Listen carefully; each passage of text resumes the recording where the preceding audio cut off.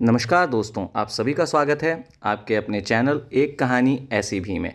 और आज हम आपके लिए इस चैनल पर लेकर आ रहे हैं एक महान श्रृंखला जो है हिंदू शास्त्र के महाकाव्य रामायण की कहानी, जिसे महर्षि वाल्मीकि द्वारा लिखा गया है और नारद मुनि द्वारा सुनाया गया है। तो इसी श्रृंखला का पहला भाग आज हम आपके लिए लेकर आ रहे हैं। तो चलिए कहानी शुरू करते हैं। जय श्री राम। तो उस समय की कल्पना कीजिए जब नदियों की धारा मंद मंद बह रही है, हवा में हल्की हल्की ठंडक है और सूरज ढलने को है। उस समय तमसा नदी के किनारे एक महर्षि ध्यान में बैठे हुए हैं। यह ऋषि कोई और नहीं, यह ऋषि हैं महर्षि वाल्मीकि। यही वह हैं जिनके भीतर एक ऐसा क्षण जन्म लेता है जो आने वाली सहस्त्र शताब्दियों तक भारतीय संस्कृति का मार्गदर्शन करेगा। वाल्मीकि जी अपने शिष्यों के साथ नदी के किनारे सूक्ष्म सी शांति महसूस कर रहे थे कि अचानक उनकी दृष्टि पास ही के वट वृक्ष पर बैठी क्रौंच पक्षियों की जोड़ी पर जाती है। वह जोड़ी दोनों प्रेम में मग्न थे, कोमल, मासूम और निश्चिंत। और तभी एक तीर हवा को चीरता हुआ वहाँ से गुजरता है और नर क्रौंच पक्षी आकाश से गिरकर तड़पने लगता है। वह दृश्य, एक क्षण, एक वेदना जो मनुष्य के भीतर छुपी करुणा को जगा देती है। महर्षि वाल्मीकि के होठों से स्वतः ही शब्द निकलते हैं।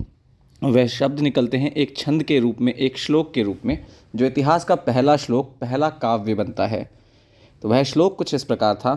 माँ निषाद प्रतिष्ठाम त्वम गम शाश्वती समाह यत्र क्रौंचमी थुनादेकम अवधि काम मोहितम। ऋषि चकित थे और उनके शिष्य भी। उसी समय आकाश में दिव्य संगीत सुनाई देता है। एक प्रकाश की किरण उभरती है और प्रकट होते हैं देवों के देव देवर्षि नारद। नारद मुस्कुराते हैं।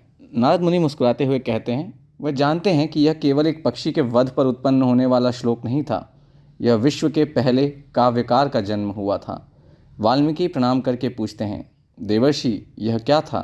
मेरे मुख से यह छंद कैसे निकला? तो नारद मुनि उन्हें जवाब देते हैं, कहते हैं, यह भाव की पराकाष्ठा है, यह कविता का जन्म है। और अब समय आ गया है कि आप एक ऐसी कथा का वर्णन करें जो इस धरती पर न केवल इतिहास बनेगी बल्कि धर्म, मर्यादा और आदर्श का मार्गदर्शन करेगी। वाल्मीकि उत्सुक होते हैं और पूछते हैं, किसकी कथा देवर्षि? नारद मुनि उत्तर देते हैं, यह कथा उस मनुष्य की है जो मनुष्य होते हुए भी पूर्ण है, जिसका जीवन संघर्ष से भरा रहा है पर जिसका चरित्र कभी विचलित नहीं होता, जिसे पृथ्वी लोक पर विष्णु का अवतार माना गया है और जिसे सारी समस्त दुनिया श्री राम के नाम से जानती है।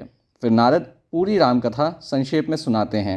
राम के जन्म से लेकर रावण के वध तक, वनवास से लेकर सीता हरण तक, हनुमान की भक्ति, लंका का युद्ध और प्रभु श्री राम की अयोध्या वापसी और फिर राम राज्य।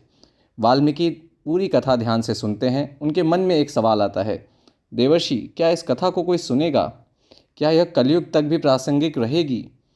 नारद मुनि जवाब देते हैं, हाँ मुनिवर, क्योंकि यह केवल राम की ही कहानी नहीं है, यह मनुष्य की चरम क्षमता की कहानी है। यह धर्म बनाम अधर्म की कहानी है, भक्ति बनाम अहंकार की कहानी है, त्याग बनाम लालच की कहानी है। तो जब तक सूर्य पृथ्वी पर रहेगा रामायण जीवित रहेगी, लोग इसे ज़रूर सुनेंगे। और फिर वहीं उसी क्षण तमसा नदी के तट पर वाल्मीकि निर्णय लेते हैं कि हाँ, मैं यह कथा लिखूंगा और ऐसी लिखूंगा कि इसे पढ़ते ही लोग स्वयं को राम के साथ महसूस करें।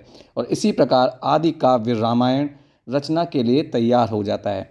तो दोस्तों, आपको ये कथा कैसी लगी प्लीज़ कमेंट करके ज़रूर बताएं। अगर आपको अच्छी लगी हो तो वीडियो को लाइक और शेयर करना ना भूलें। चैनल को सब्सक्राइब कर लें, क्योंकि आगे के अध्याय हम लगातार इसी चैनल पर लाते रहेंगे और इसी प्रकार हम पूरी रामायण की कथा का अनुसरण करेंगे। कथा को सुनने के लिए धन्यवाद। जय श्री राम।